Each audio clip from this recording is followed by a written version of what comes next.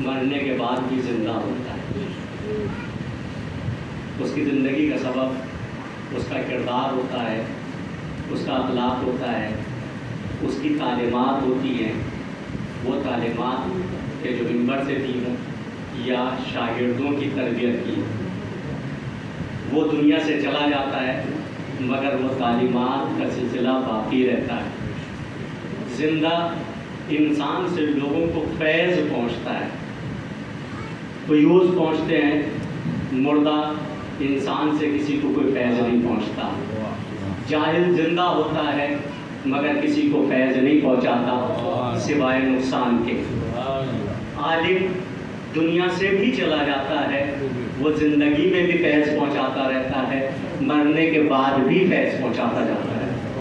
اسی طرح مولانا مظہر غازی صاحب کی شخصیت ہے کہ جنہوں نے زندگی میں بھی لوگوں کو فیض پہنچایا، لوگوں کو فائدہ پہنچایا اور تعلیمات سے مزین کیا.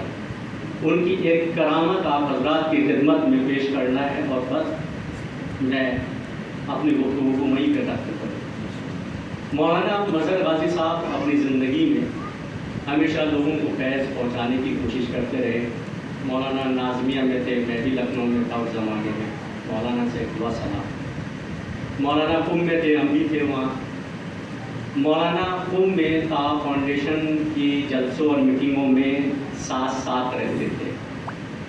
ان میٹنگوں سے مولانا قوم اور سماج اور معاشرے کو ایک فائدہ پہنچانا چاہتے تھے کہ سماج اور معاشرے کے لیے تعلیمی ادارے ہوں، ہاسپٹل ہوں، درسگاہیں ہوں یا اس طرح کی ایکٹیویٹی ہو. خیر مولانا قم سے ہندوستان آ گئے اور اپنی مصروفیات میں تھے. وہ وقت آتا ہے کہ مولانا دلی میں ہوتے ہیں، طبیعت علیل ہوتی ہے. مولانا کو دھرم شیلا ہاسپٹل میں ایڈمٹ کرا دیا جاتا ہے. بہت مہنگا ہاسپٹل ہے.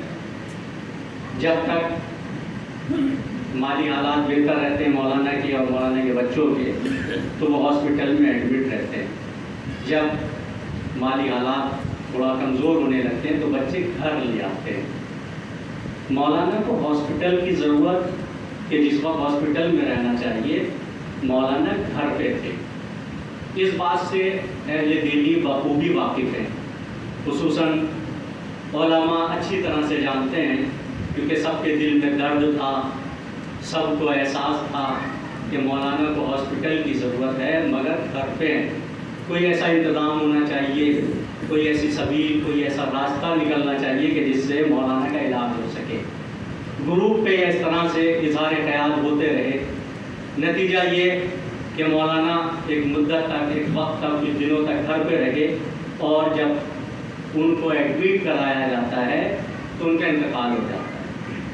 مولانا جس وقت ہاسپٹل میں تھے تو آپ اپنے بچے سے کہتے ہیں وہی ولولہ، وہی خواہش، وہی قوم اور لوگوں کے لیے، ضرورت مندوں کے لیے کہ کس طرح سے کام آ سکے، پیش آ سکے.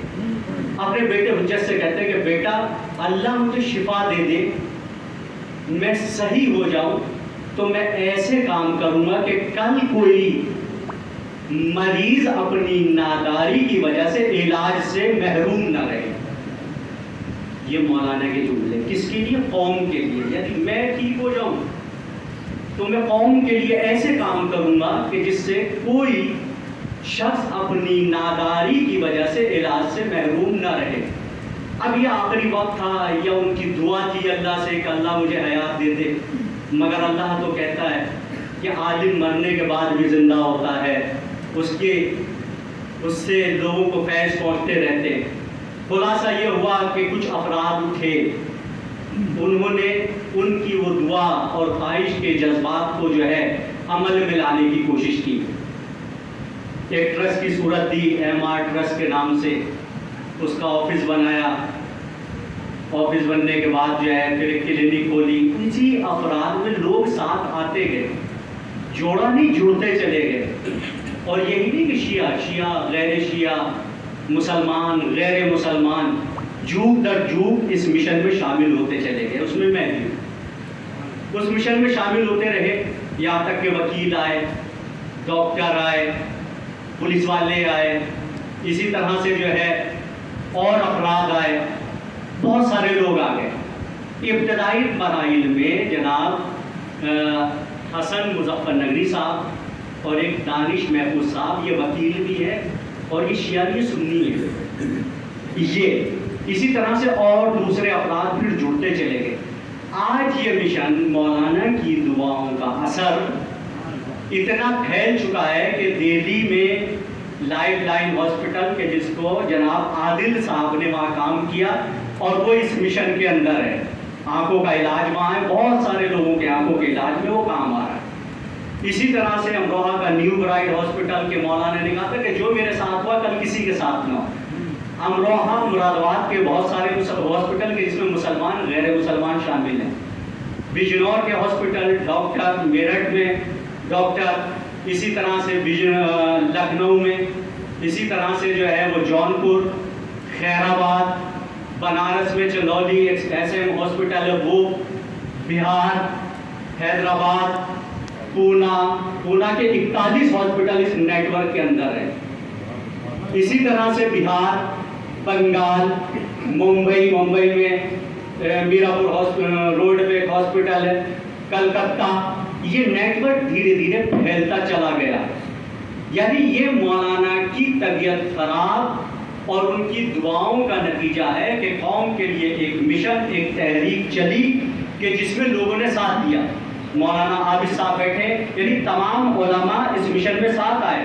مولانا عابد صاحب ہمت افزائی کرتے رہے، ساتھ آتے رہے، لوگوں سے کہتے رہے، مولانا ریحان صاحب، تمام علماء نے ساتھ دیا، اور اسی طرح سے اس مشن کو آگے بڑھتے ہوئے آج اس نتیجے پہ پہنچ گیا۔